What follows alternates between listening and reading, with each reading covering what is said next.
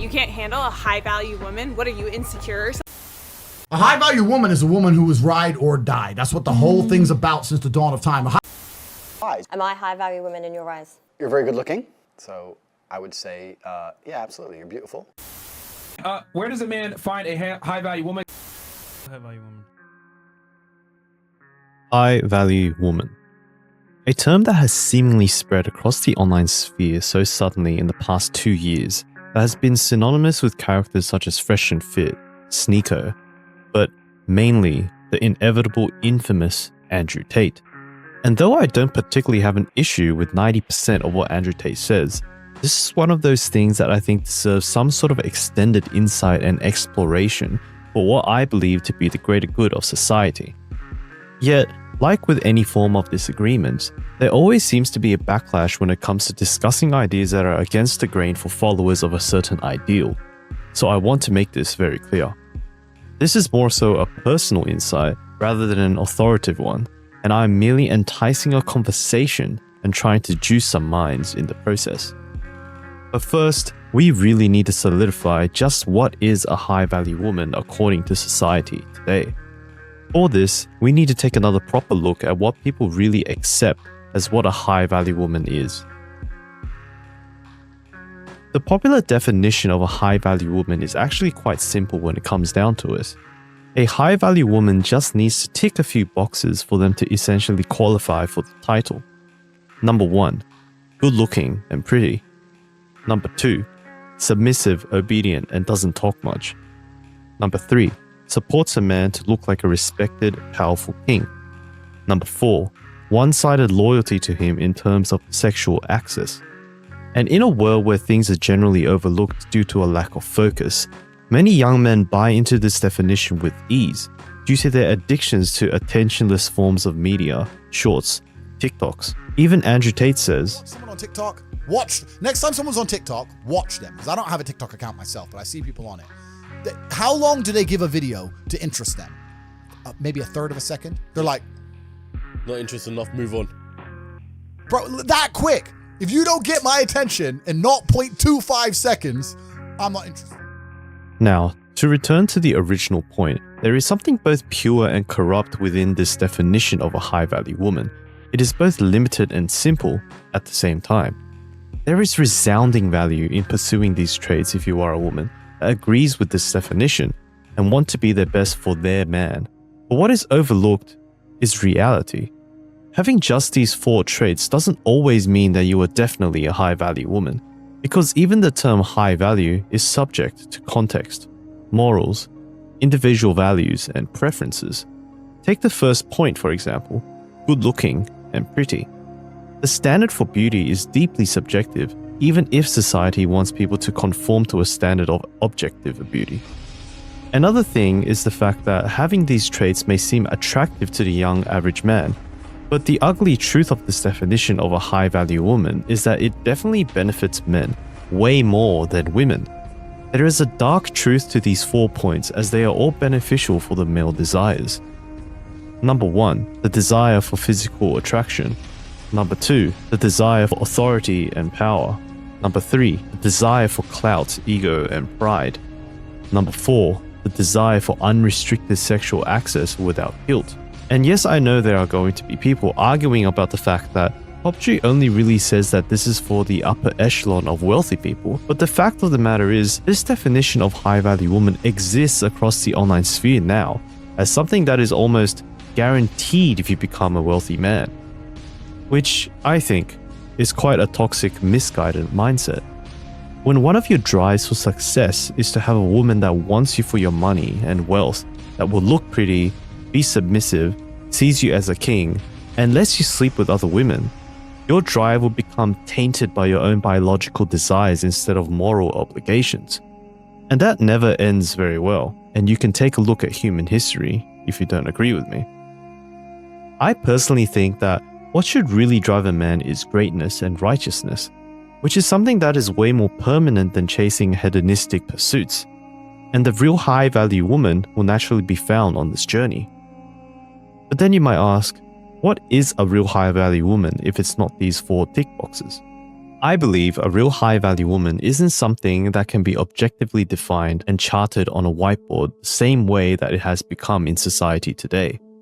For me personally, I have gotten into heated discussions with people in my inner circle about this so much, even with those that disagree with the socially accepted definition. But there is a very valuable purity in that. The main problem that I have with putting a definition on what is considered high value for women is that it makes life way too one-dimensional. People meet women in different ways, scenarios, and contexts, and they become high value in different ways too. Yes, there is still the overall broad requirements such as being nice, respectful, loving, and having empathy, but there's so many more nuances than just those. My personal recount of a high-value woman contradicts a lot of what the socially accepted definition is. For me, a high-value woman is someone that you meet at your lowest point, not your highest. Why? Because that is when you realize that she has no ulterior desires or motives to enter your life, because you have absolutely nothing to offer, and yet she is still interested in being there. And I think there is one infamous example of this that has surfaced recently online, the personal stories of Shia LaBeouf on the Real Ones podcast. I wound up at this rehab, right, in Utah, and they do something called Family Week. And every week, on a Sunday, everybody who's involved in the program has their family show up on these Skype calls. And everybody will show up in the same room. And your mother, your father, your brother, your sister, your wife, your friends, whatever. Just you and the people? Or no, the it's whole... you, the whole squad of you that are in this group. Like 12 of us in my class. And everyone's family. Everyone's family pops up on the screen. And week 1, no one shows up. For me, no one. They got the calls. I know they got the calls, but no one showed up. My mother, my father, no one showed up. Manager, friends, no one showed up. Week 2, same thing. So I'm sitting in this room, and even the person who's like therapizing me, she's starting to feel like this. She's empathizing with where I'm at. Everybody else in the room, we got a dude who, like, you know, this isn't just alcoholics and shit. This is like fucking arsonists and like child predators and all kind of wild people in this group, right? And they got people showing up for them, and I don't have nobody showing up for me. And week 2, week 3, I'm there 90 days, so I'm there for a clip. And there comes a point where Family Week comes around. I say to my therapist, like, I'm not gonna go. You know, like I don't want to subject myself to this shit. Like I'm on a path, and you know, let me just stay here. Like I don't want to keep reminding myself of how fucked my situation is. And she says, no, I think you should show up this week. And I show up thinking, all right, my mom's gonna be on there. You know, my mom will be on. And Mia is on the screen. And you know, like, you don't deserve that kind of shit. You know what I mean? You don't deserve that kind of shit. Like I don't deserve that kind of shit. You know, I done put her through years and years of fucking nonsense, bro. Just like, and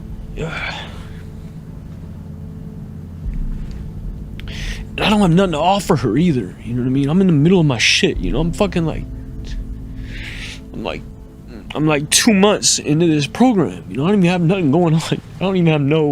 I have nothing going on. I'm making this list. She's at the top of the list, but I'm not reaching out to her or nothing like that. And you heard her voice. Like, she's like a fucking angel, you know what I mean? Everybody does their shit and I'm fucking gone, you know? And so they let her go first because I can't even fucking believe. And they all know because I ain't had no family show up for me. And she unmutes and she's like, hi, Shia. You know, and it's like, she's prepping a movie. She ain't got no fucking time for this, you know? But she found time and she said, hi, Shia. And we just smiled. We had nothing else to say. But she saved my fucking life, dog. Like, before the kid, before the job, before God, before any religion, before a laugh, before a laugh, before Bo, before a phone, before anything, was this woman's face. And There wasn't no promises made, wasn't no long conversation being had, nothing. Just her presence, the ministry of presence. Sometimes that's all you need to offer a person who's in a situation like that, is like, just to be present. And she was present for me at a time when I didn't deserve to have nobody in my life.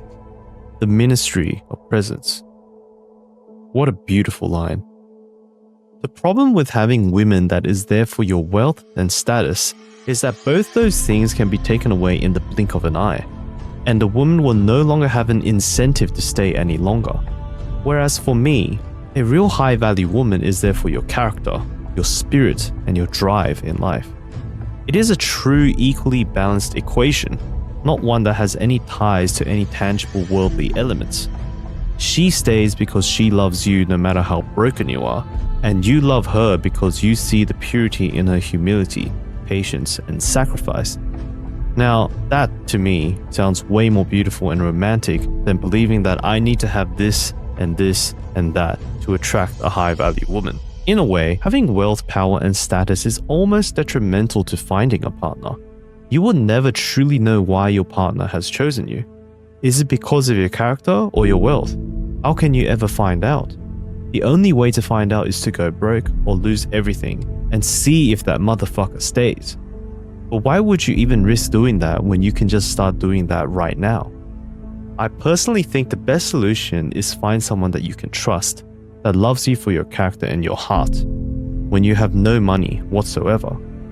And yes, someone like Andrew might say that this is idealistic as fuck and that reality is harsh. But then it really depends on what reality you choose to live in.